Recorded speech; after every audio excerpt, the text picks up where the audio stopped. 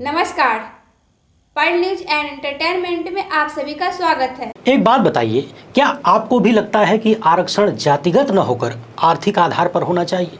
क्या आप भी आरक्षण के विरोधी हैं?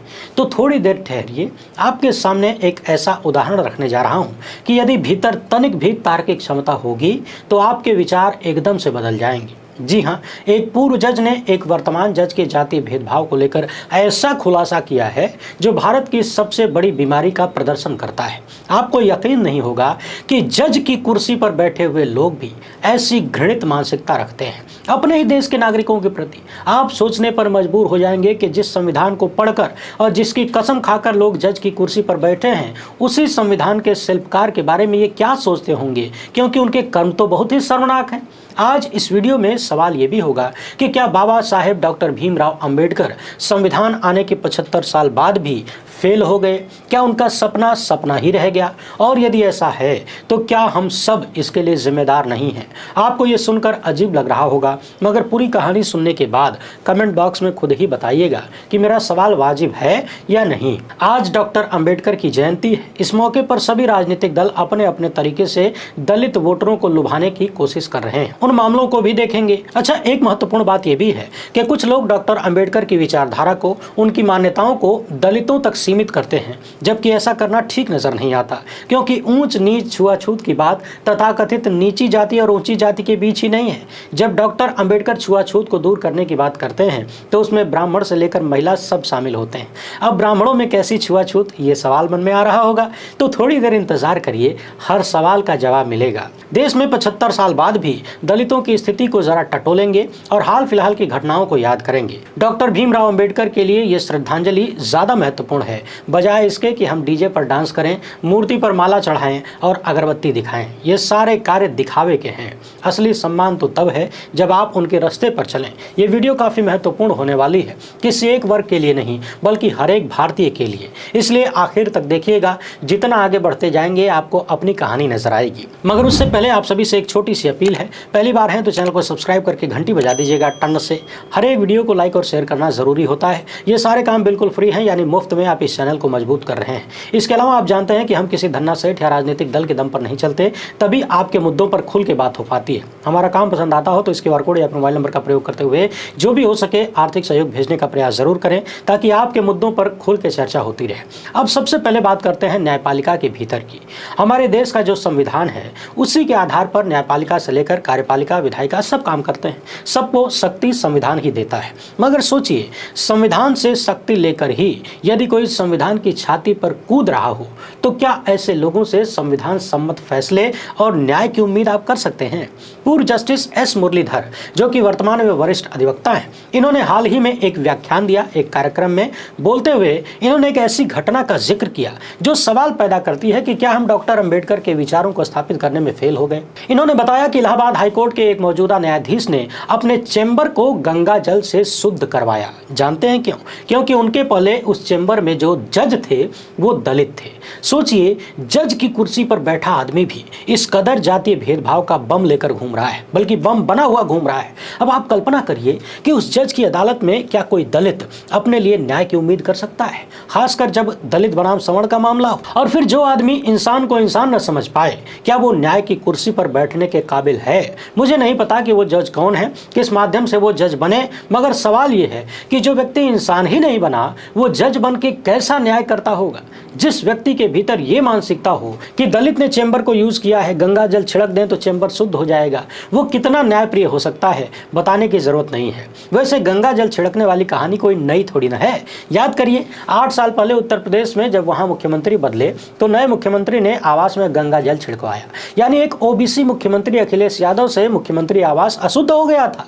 योगी आदित्यनाथ आए तो उन्होंने गंगा जल छिड़कवाया, ऐसे आरोप बार बार लगे। तो क्या ये गंगा जल छिड़कने से शुद्ध हो गया? अभी हाल ही में हमने आपको दिखाया कि किस तरीके से राजस्थान में कांग्रेस के एक दलित नेता मंदिर चले गए तो भाजपा के पूर्व विधायक को बुरा लग गया, वो जाकर मंदिर में गंगा जल छिड़कने लगे। उसी उत्तर प्रदेश में दलित सांसद रामजीलाल सुमन के एक बयान को लेकर कितना बवाल मचाया जा रहा है, किस तरीके से सरेआम हत्या की धमकी दी जा रही है। उसी बहाने अखिलेश यादव को भी जान से मारने की बात हो रही है। ये सब कुछ पूरी दुनिया देख रही है।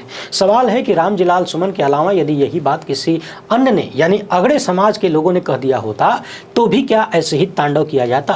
क्या हजारों की संख्या में किसी सेना के लोग सांसद के घर पर हमला कर देते? जो बात दलित सांसद ने कही, उस तरह की बातें तमाम पुस्तकों में लिखी हुई हैं। पता लगाइए कि उन पुस्तकों को लिखने वाले किन किन जातियों के लोग हैं। दूरदर्शन के पुराने सीरियल में भी इस तरह से संबंधित चीजें दिखाई गई। तो क्या हर जगह ऐसा हमला और इसी तरह से हत्या करने की सुपारी दी गई? जवाब है नहीं। तो क्या इसके पीछे कारण सिर्फ एक है कि दलित सांसद मिल गया है, अपनी ताकत दिखा दो? इसके अलावा पिछले सालों में हमने देखा, चाहे नई संसद का भूमि पूजन हो या उद्घाटन, राम मंदिर का भूमि पूजन हो या प्राण प्रतिष्ठा कार्यक्रम, दलित और आदिवासी चाहे देश के किसी भी बड़े से बड़े पद पर बैठे क्यों न हो, उन्हें जगह नहीं दी गई। अब आपके मन में आ रहा होगा कि प्रधानमंत्री तो ओबीसी समाज से आते हैं, पिछड़ा समाज से, वो तो हर जगह आगे आगे थे ही ना। मगर हकीकत क्या है? पिछले दिनों आपने देखा, नरेंद्र मोदी गुजरात के मुख्यमंत्री बनने के बाद अपनी जाति को ओबीसी में लेकर आए, यानी पैदा हुए जनरल कैटेगरी में। राजनीतिक कारणों से या फिर जो भी मसला रहा हो, उन्होंने अपने आप को ओबीसी बना लिया, यानी पैदाइशी ओबीसी नहीं है। इस तरह की तमाम बातें राहुल गांधी ने बाकायदा डॉक्यूमेंट्स के माध्यम से साबित करने की कोशिश की। पूर्व जस्टिस मुरलीधर ने दलितों के खिलाफ अत्याचार के और भेदभाव के कई उदाहरण गिनाए हैं, जैसे दलित दूल्हा अपनी शादी में घोड़ी नहीं चढ़ सकता। उन्होंने कहा कि ग्रामीण क्षेत्रों में आज भी दलितों को स्वतंत्र रूप से चलने नहीं दिया जाता है। शहरी इलाकों में मुसलमानों को मकान किराए पर नहीं दिया जाता है। और उनकी बात तो छोड़िए, जज साहब की बात थोड़ी देर के लिए रोकते हैं। मेरा अपना एक्सपीरियंस रहा है। मकान किराए पर मांगने गए तो मकान मालिकों ने कह दिया कि दलित और मुसलमान की एंट्री नहीं है, मंजूर हो तो आइए वरना जाइए। जस्टिस मुरलीधर कहते हैं कि अनुच्छेद 15 और अनुच्छेद 23 के लिए इस तरह की चीजें खतरनाक हैं। इन चीजों को गंभीरता से लागू किया गया होता, यानी इन अनुच्छेदों को यदि गंभीरता से लागू किया गया होता तो आज भी अछूत प्रथा नहीं होती। एक और उदाहरण उन्होंने बताया कि सत्ताधारी दल के एक विधायक ने अपने घर को इसलिए शुद्ध करवाया क्योंकि उसमें पहले एक दलित रहते थे। ऐसे विधायक को सार्वजनिक रूप से फटकार मिलनी चाहिए थी, लेकिन नहीं हुआ। अब आपके मन में सवाल आ रहा होगा कि वीडियो की शुरुआत में मैंने क्यों कहा कि आरक्षण का आधार क्या होना चाहिए। आप दर्शक ही जवाब दीजिए कि एक दलित पढ़ लिख कर न जाने कितनी और कैसी कैसी परिस्थितियों को झेल कर हाईकोर्ट का जज बन जाता है। जाहिर सी बात है, पद भी मिल गया और पैसा भी मिल गया, मगर फिर भी उनके साथ अछूत की प्रथा बनी रही, यानी उनके साथ भेदभाव जारी है। आरक्षण के कारण या फिर जैसे भी एक दलित को बड़े से बड़ा पद मिल जाता है, मगर जाति भेदभाव की बीमारी दूर नहीं होती। पिछले कुछ दशकों में जरूर इसमें कमी आई है, मगर इसे पूरी तरह से समाप्त होने में और न जाने कितने दशक लगेंगे। समाप्त हो पाएगा भी या फिर नफरती विचारधारा के लोग इसको ढोते रहेंगे। जहां तक बात आर्थिक स्थिति की है, तो वो कभी भी किसी भी व्यक्ति की अच्छी या बुरी हो सकती है। आप अपने आसपास ऐसे तमाम उदाहरण दे सकते हैं जहां कोई ब्राह्मण, क्षत्रिय या फिर अन्य ऊंची जाति के लोग पिछली पीढ़ी में बहुत अमीर थे, एक पीढ़ी गड़बड़ा गई, गड़बड़ निकल गई, आर्थिक स्थिति खराब हो गई, बेच बाच के खा गए, मगर वहां उनकी आर्थिक स्थिति चाहे जितनी खराब हो जाए, उनके घर छोड़ने पर गंगा जल का छिड़काव नहीं होगा। सवाल है कि आर्थिक स्थिति तो पैसे से सुधारा जा सकता है, मगर दलितों के लिए वो ऑप्शन नहीं है। पैसा और पद होने के बाद भी अछूत प्रथा बनी हुई है। जब आरक्षण का आधार सामाजिक बनाया तो बहुत सोच समझकर बनाया था। लक्ष्य सिर्फ पद और पैसा देना नहीं, लक्ष्य छुआछूत और भेदभाव को मिटाना था। आरक्षण इसमें एक सहायक के रूप में काम करता है, मगर सिर्फ उसी के दम पर बराबरी नहीं आ सकती। इंसान को इंसान के रूप में देखने की जागृति को पैदा करना होगा और इसके लिए जाति भेदभाव के निकृष्टता से ऊपर उठना होगा।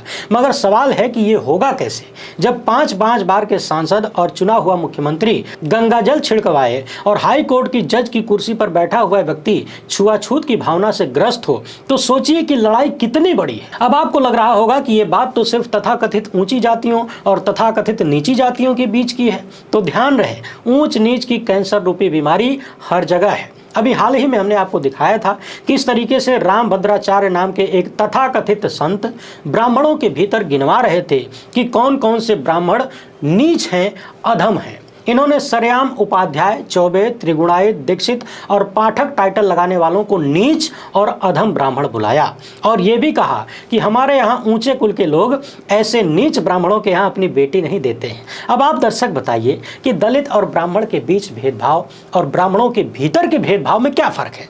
दलित के यहाँ भी बेटी देने में तकलीफ होती है, हत्याएं तक हो जाती हैं, और रामभद्राचार्य के अनुसार उपाध्याय, चौबे, त्रिगुणायत, दीक्षित और पाठक के यहाँ भी बेटी नहीं देते। तो क्या ये भेदभाव दोनों तरफ बराबर का नहीं है। इसी तरह की जाति भेदभाव के खिलाफ तो डॉक्टर अंबेडकर ने बिगुल फूंका था, और सिर्फ उन्होंने ही नहीं, तमाम समाज सेवियों ने आवाज उठाई थी, अपने जीवन को दांव पर लगाया। राम भद्राचार्य ये भी कहते हैं कि ऐसे ब्राह्मणों को नीच इसलिए बुलाया जाता है क्योंकि उन्होंने विद्यार्थियों से पैसा लेकर पढ़ाया, मगर ये नहीं बताते कि जिन लोगों ने पैसा भी लिया और पढ़ाया भी नहीं, उनके बारे में क्या कहा जाए। आप अपने घर के बुजुर्गों से गांव के स्कूलों की हालत पूछ लीजिए। ऊंची जाति के मास्टर साहब लोग दलित छात्रों को किस तरह से ट्रीट किया करते थे। ध्यान रहे, यहाँ मैं सबकी बात नहीं कर रहा हूँ, कुछ लोग ऐसे थे। लोग बताते हैं कि मास्टर साहब जानबूझकर दलित परिवार के छात्रों को इतना मारा करते थे कि वो स्कूल छोड़ दे, और ये मानकर चलते थे कि ये तो पैदा ही हुआ है हमारी गंदगी साफ करने के लिए, हमारी सेवा करने के लिए, पढ़ लिख के करेगा क्या, पढ़ लिख लेगा तो बराबरी में बैठेगा। डॉक्टर अंबेडकर जब जातीय भेदभाव और छुआछूत के खिलाफ प्रावधान करते हैं तो वो हर तरह के भेदभाव के खिलाफ होता है, किसी एक के नहीं। अभी हाल ही में रामराज के इलाहाबाद में, यानी जिसका नाम बदल के प्रयागराज कर दिया गया, वहां से घटना सामने आई, और घटना थी कि गेहूं का बोझा कथित रूप से न उठाने पर 30 साल के एक दलित युवक की हत्या कर दी गई, और गेहूं के बोझों के बीच ही उसे जला दिया गया। मगर एक दलित को सिर्फ एक बार नहीं जलाया गया, इस दलित को सिर्फ एक बार नहीं जलाया गया, बल्कि पूरे समाज को दोबारा जलाया गया भारतीय गोदी मीडिया द्वारा। ये वीडियो रिकॉर्ड करने से पहले मैं इस घटना से संबंधित खबरें तमाम वेबसाइट पर खंगाल रहा था। ज्यादातर में आरोपियों के नाम या तो गायब थे या फिर खबर के आखिर में दिया गया था। सवाल यह है कि आरोपियों के नाम को छुपाने या दबाने की साजिश किसकी है? कौन है जो दलितों पर अत्याचार करने वालों के नामों को छुपाना चाहता है? आप अक्सर देखते हैं किसी भी मामले में आरोपी यदि मुसलमान मिल जाए तो बड़े बड़े नाम छाप दिए जाते हैं। मुसलमान न भी मिले, मिलता जुलता नाम मिल जाए तो भी आधा नाम रखा जाता है ताकि लोग भ्रम में रहें कि कहीं मुसलमान तो नहीं है आरोपी। मगर यहाँ देखिए, एक दलित की हत्या में आरोपी कौन है या फिर कौन कौन है, नाम ध्यान से सुन लीजिए। करछना पुलिस ने गांव के ही दिलीप सिंह, अजय सिंह, विनय सिंह, मनोज सिंह, सोनू सिंह, शेखर, मोहित और अज्ञात के खिलाफ मुकदमा दर्ज किया है। 6 आरोपियों को मौके से गिरफ्तार भी कर लिया गया, जबकि मुख्य आरोपी दिलीप सिंह फरार है। मरने वाला दलित अपने माँ बाप का इकलौता बेटा था, मजदूरी का काम किया करता था। यहाँ एक बात और स्पष्ट करनी जरूरी है, इस एक घटना के आधार पर यह कहना बिल्कुल उचित नहीं होगा कि जिनके नाम में भी ये टाइटल है वो सब दलितों के खिलाफ ही हैं, वो सब छुआछूत को मानते हैं, अछूत मानते हैं किसी को। मगर संख्या बहुत बड़ी है। अब तक आपने देखा ऊंची जाति और तथाकथित नीची जाति के बीच भेदभाव, अधम और नीच ब्राह्मण, बाकी अमीर गरीब का भेदभाव तो आप दिन भर देखते हैं। अभी हाल ही में एक वीडियो सामने आया जहां सैकड़ों की संख्या में किसी मंदिर में लोग लाइन लगाकर खड़े हैं, और मध्य प्रदेश के पूर्व मुख्यमंत्री तथा देश के वर्तमान कृषि मंत्री शिवराज सिंह चौहान दनादन मंदिर में चले जाते हैं। स्पेशल व्यवस्था है, दर्शन हो जाता है। ये पावर वाला भेदभाव है। इसके साथ ही आप पुलिस थाने में चले जाइए, किसी भी सार्वजनिक स्थल पर चले जाइए, आपको वहां पावर और पैसे के भेदभाव का स्पष्ट उदाहरण देखने को मिलेगा। मध्य प्रदेश से ही एक घटना सामने आई है जहां आधी रात को एक भाजपा विधायक का बेटा कई गाड़ियों के काफिले के साथ मंदिर जाता है। मंदिर का पट बंद मिलता है तो पुजारी को बुरी तरह से पीट देता है। पुजारी के साथ कथित रूप से मारपीट करने के बाद जबरिया मंदिर खुलवाकर दर्शन करता है। विधायक जी की हनक है भाई, चच्चा विधायक है हमरे। यानी किसी भी संस्था में चले जाइए, अगर कोई भेदभाव नहीं मिलेगा तो कम से कम अमीर गरीब कमजोर और शक्तिशाली का भेदभाव तो मिलेगा ही। बाकी महिलाओं की स्थिति हजारों साल से कैसी रही है, कितना भेदभाव झेलना पड़ता है, ये हम सब देखते जरूर हैं। ये अलग बात है कि स्वीकारते नहीं है, क्योंकि शोषक कभी भी शोषित के शोषण को एक्सेप्ट करने की हिम्मत नहीं करता है, क्योंकि उसमें अपना नुकसान है ना।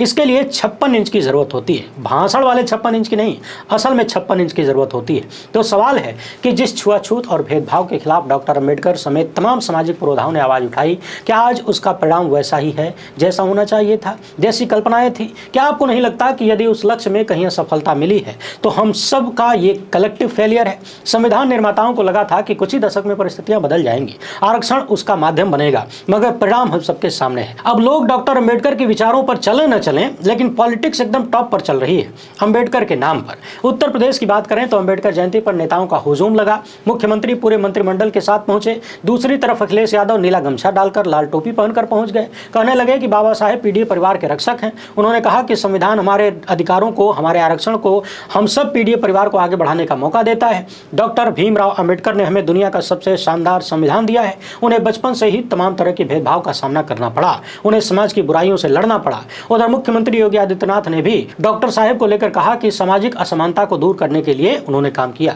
मगर ये नहीं बताते कि उनके राज्य में जो सामाजिक असमानता फैली हुई है या फिर संगठित रूप से जो फैलाई जा रही है उसे कम करने की जिम्मेदारी किसकी है। पूर्व मुख्यमंत्री मायावती ने भी लोगों को शुभकामनाएं दी। यानी सभी राजनीतिक दल, सभी नेतागण अपने अपने तरीके से डॉक्टर अंबेडकर के नाम पर राजनीतिक लाभ उठाना चाहते हैं। हालांकि इसमें कोई बुराई नहीं है, मगर लाभ उठाने के साथ साथ यदि आप उस तरफ कोई कार्य भी करें तो शायद ज्यादा बेहतर होगा।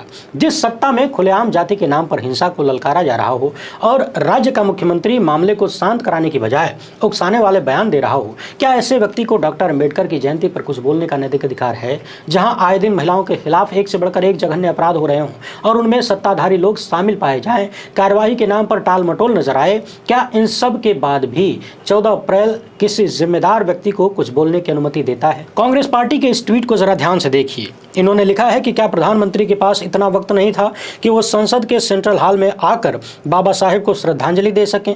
ये वही सेंट्रल हॉल है जहां भारत के संविधान को अपनाया गया था। बहरहाल इस वीडियो को ज्यादा से ज्यादा लोगों तक पहुंचाइए ताकि अंबेडकर जयंती माल्यार्पण और बधाइयों के आदान प्रदान के आगे निकले और वो किया जाए जो डॉक्टर साहब का सपना था। फिलहाल इतना ही। हमसे जुड़ने के लिए बहुत बहुत धन्यवाद। जय हिंद।